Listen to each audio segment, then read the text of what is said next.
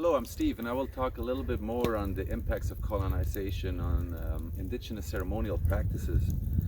And as Rachel has mentioned, the impact of colonization on the indigenous inhabitants of Turtle Island and their forced assimilation to Catholicism had indeed devastating consequences.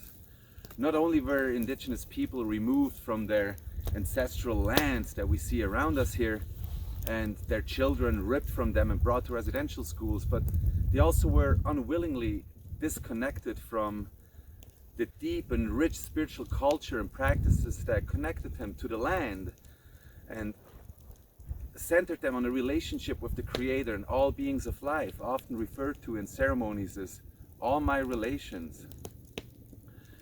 This usually included all other beings and forms of life, including what we commonly perceive as inanimate objects such as the sacred pipe, the rattles, feathers, fans, the drums, and they were generally seen to be imbued with a spirit or soul as well. Most also viewed indigenous spirituality as inseparable from their traditional indigenous cultures and spirituality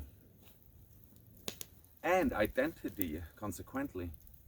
Indigenous people's spiritual practices and beliefs were interwoven with their everyday lives and therefore holistic in nature, which is in a stark contrast to Catholicism. Rather than submitting to a vengeful God and worshipping on account of a human representative of God, such as a priest in a human-made structure like the church, First Nations people recognized their divine connection to the land and the Creator, and they saw themselves as part of creation rather than a separate entity needing redemption and salvation. And this connection to the land and the spirit world and creation itself resulted in various beautiful First Nations and Métis and Inuit spiritual practices in Canada. They varied widely and consisted of complex social and cultural customs for addressing the sacred and the supernatural. The influence of Christianity through settlers, colonization, and missionaries, as well as government policy, significantly altered life for indigenous people. And in some communities, this resulted in hybridized religious practices, while in others, European religion replaced traditional spirituality methods and ceremonies entirely. When the British North American Act was passed in 1867, Canada became a country but remained a colony of the British Empire. The Act provided the basic governmental structures and laws that Canada would govern its people. One section in particular, actually, Section 91, defined the relationship between the government and the Aboriginal people, or the indigenous people. And it echoes of which continues to determine the connection to this day. Section 91 provided the Parliament of Canada with the exclusive legislative authority of Indians and lands reserved for the Indians. The Act marked the end of the nation-to-nation relationship and set the stage for the Indian Act of 1876, which ushered in the era of colonization and enforced cultural assimilation. Actual assimilation could only be attained through the abolishment by law of cultural practices. Hence, under the Indian Act, the potlatch law, which also included other ceremonies such as the Sundance, came into effect in 1880 and made the exercise of these practices a criminal offense, and the law stated that every Indian or another person who engages in or assists in celebrating the Indian festival known as the potlatch or the Indian dance known as the Tahamawas is guilty of misdemeanor.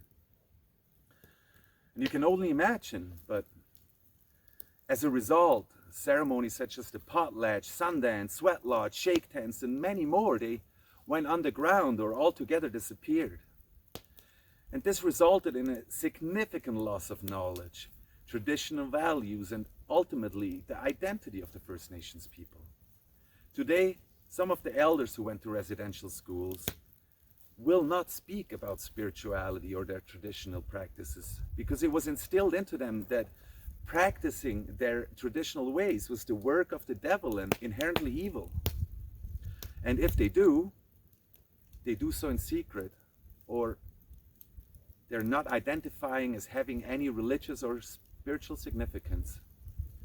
And as a result, many indigenous children grew up and continue to do so without any connection to the old teachings, tradition, and ceremonial practices.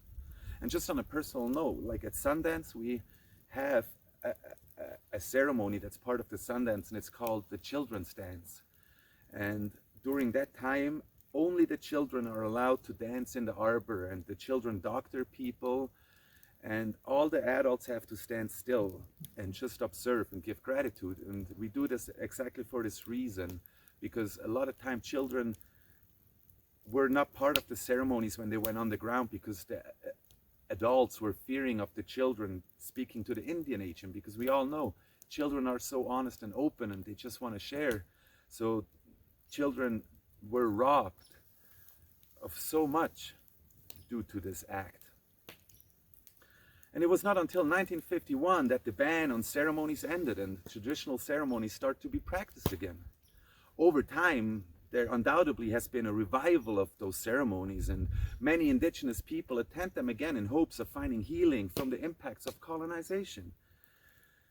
As the significance of those ceremonial practices remain faithful to the sacred teachings that go back to the beginning of time. Once forbidden, ancient ceremonies now lead the way for many out of the intergenerational trauma into a path of rediscovery of inherited knowledge stored deep within the participants' blood memory. Indigenous gatherings and ceremonies, they existed for thousands of years before European contact.